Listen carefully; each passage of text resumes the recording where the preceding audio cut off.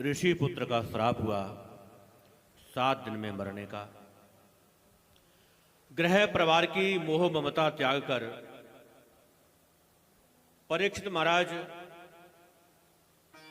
गंगा के तट पर बैठे हैं मुक्ति की प्यास को लेकर।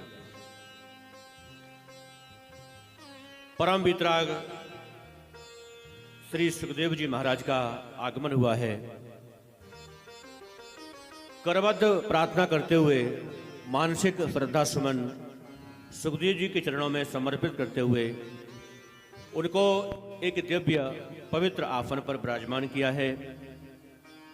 महाराज परीक्षित हाथ जोड़कर सुखदेव जी के सामने बैठे हैं और जो मरने वाला है उसे क्या करना चाहिए, आदि आदि प्रश्न राजा ने किए हैं। और सुखदेव जी महाराज उन प्रश्नों के उत्तर में यही कह रहे हैं कि जो मरने वाला है उसे सारे संसार के संसाधनों को छोड़कर, कार्यों को छोड़कर एक परम पुरुष परमात्मा का ध्यान करें। हाँ, मन को वश में करते हुए उस विराट पुरुष का चिंतन करे, उसका ध्यान करे, यही आवश्यक है। सृष्टि बेशक प्रश्न किए थे महाराज, भगवान इस दुनिया को क्यों और कैसे बनाते हैं और अंत में इस दुनिया का संहार कर देते हैं, ये सब कृपा करके हमें विस्तार से बताइए। तब सुखदेव जी ने अपने प्रभु का ध्यान करते हुए अपने इष्ट का वंदन करते हुए राजा को कथा सुनाना आरंभ किया है। सुखदेव जी कहते हैं, राजन, बात यह है वो अनेकों रूप में विभाजित हो जाता है। जब भगवान को सृष्टि करने का, दुनिया को बनाने का विचार आया तो उन्होंने एक रूप का दूसरा रूप लिया, ब्रह्मा जी का। ब्रह्मा जी दुनिया को बनाने वाले हैं, वो रचयिता है। ब्रह्मा जी को प्रकट किया। ब्रह्मा जी कुछ समझ नहीं पा रहे थे कि मैं कौन हूं, कहां से आया हूं और किस लिए आया हूं, कुछ समझ में नहीं आ रहा था। तो भगवान ने आकाशवाणी के द्वारा ब्रह्मा जी को बताया कि यदि आप जानना चाहते हो कौन हो, कहां से आए हो, क्यों आए हो, तो तप करो, तपस्या करो, क्योंकि तपस्या में वो ताकत है, तपस्या से वो बल की प्राप्ति होती है जो हम कभी सोचते नहीं, कभी कर नहीं सकते, वो तपस्या के बल से हो जाता है। यहां तक महाराज भगवान को भी दुनिया को बनाने के लिए तपस्या करनी पड़ती है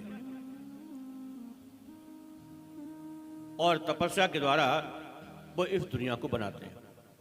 तो आप तप करें। तब ब्रह्मा जी ने वर्षों तक भगवान का चिंतन किया है, उनका तप किया है।